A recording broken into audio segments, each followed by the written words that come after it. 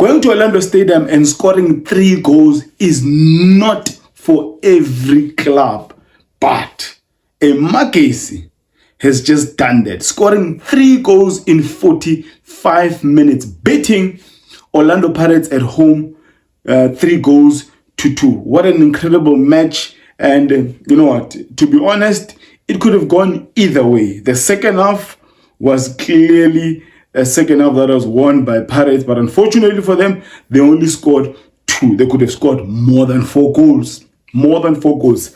Yes, I do go by the name of Oscar. It's a football where I engage and discuss on anything to do with soccer, from Africa to the world and from the world to Africa. People were electrocuted at Orlando Stadium this afternoon. But for a neutral, it was a beautiful match. It was an entertaining one.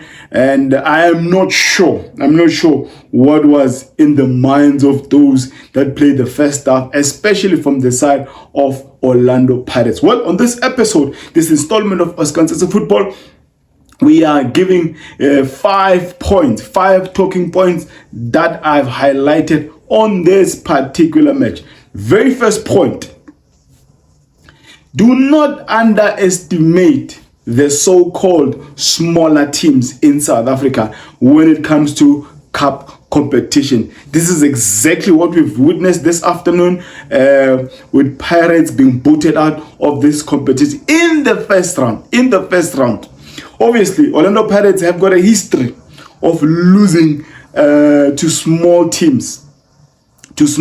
Maluti, I can't remember the other ones, but they do have a history, and history has repeated itself this afternoon, and they are out of the competition. Maybe others will say no, their focus is CAF Champions League, is the league. They've already won the MTN 8, so maybe they even approach this game laid back and almost like it's going to be a walkover. But it was not. Maluti put up a great fight in that first half. They really put up a great fight. But I must say, the Orlando Pirates really underestimated their opponents. And fortunately for them, they've been shown the door.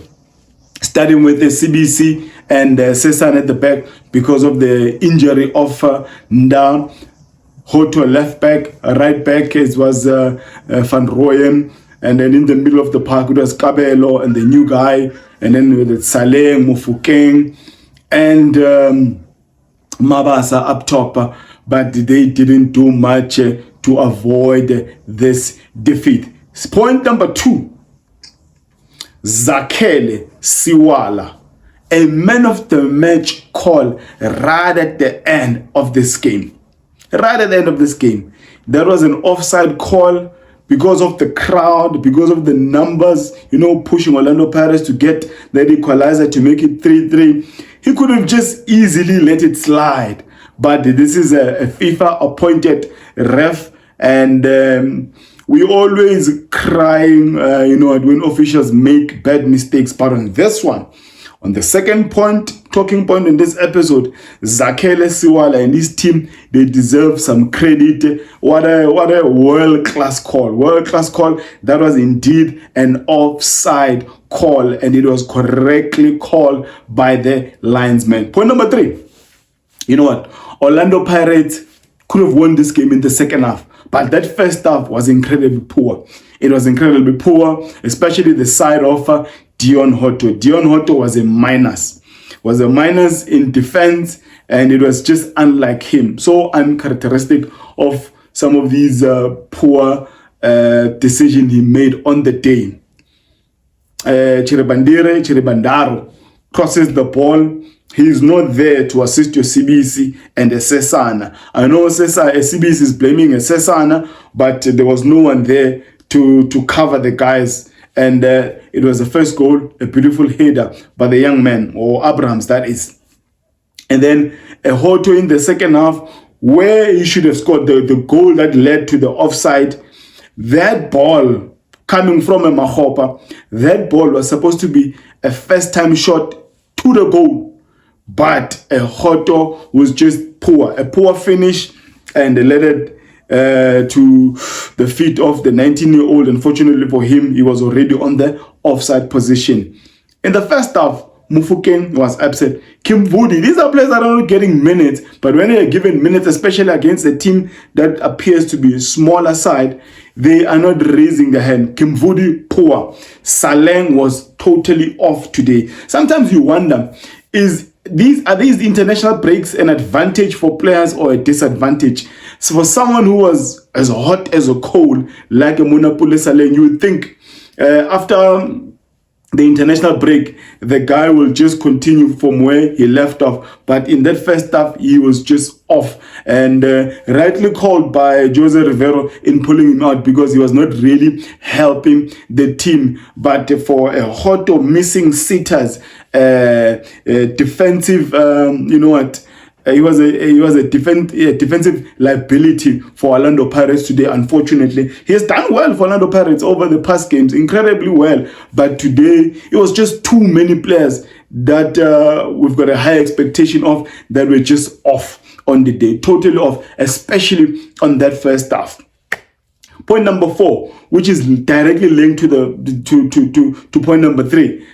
That defensive display by Orlando Pirates is not one they should take to CAF Champions League, because they will be slaughtered by bigger side. Already, Enda is out for the season. Oki is probably coming back, but SCBC and Sesana should cook something quickly, because there's going to be a lot of games. Every team now will be playing almost every 3 to 4 days. And if this is what they are doing at the back, that is Orlando Pirates, then it means that the floodgates of hell will be open. There will be a lot of goals coming against Orlando Pirates. I don't remember Shane saving anything, because anything that was coming in from Magesi at goal, it was in.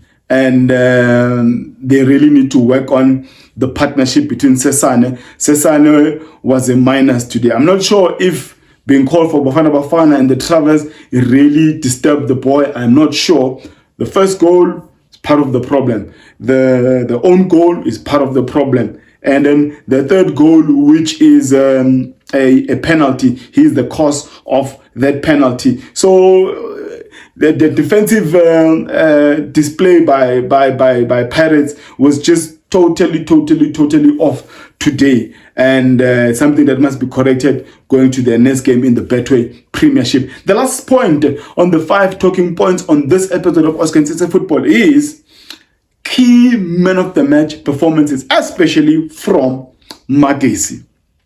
Magesi, obviously, I think they gave the man of the match to, what's his name? They gave the man of the match to the goalkeeper, Chipezeze. We miss Chipezeze with his antics of time wasting. We didn't see a lot of those today. Maybe the refs already know about the guy, but he made some saves. As much as I'm not impressed, because there were instances where he made some, stupid errors. I think I counted 2, but outside him, I was impressed with the number 9, Wonder Boy Makubo, lanky, skinny, tall. His hold-up play was really good. He could hold up play for his players, the white players, and I was really, I'm not saying he was the man of the match, but the main job he had today in holding up play for his number 10, the wingers, he did that extremely well. Another one, I think, who was my man of the match by far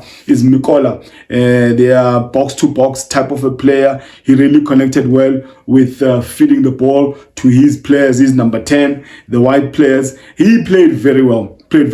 Obviously, the second half, they were under extreme pressure from Orlando Pirates, who wanted to score goals. And as I said before, this could have gone either way. That second half, Orlando Pirates could have won that match. Mabasa hitting the pole. I don't understand some of our players, especially in the box.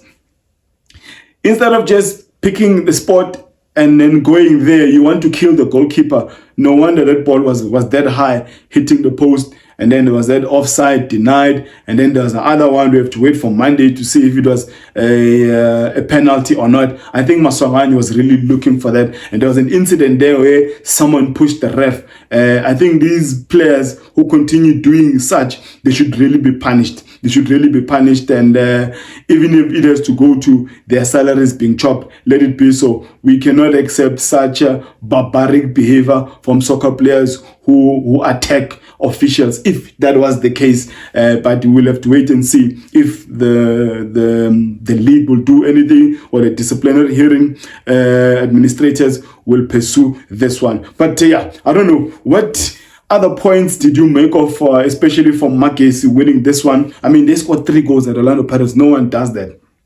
Few teams can do that, and anyone who goes to Orlando Pirates, they are always slaughtered. But this time around, it was Magesi who went there with a very good electrocution plan, which they executed very, very well. Congratulations to them. They go on to the next round. It is now Magesi, Polokwane, and the Stellenbosch who defeated Amazulu last night. Incredible performance from the defending champions. Now we are watching Sundowns, Cape Town City, and the Kaizer Chiefs to see if they're going to join these 3 teams. We have seen this space and this content for the very first time. Would really appreciate if you join this family and subscribe to the channel, like and share the content with all your friends. I want to end it there by saying, may my God bless you all.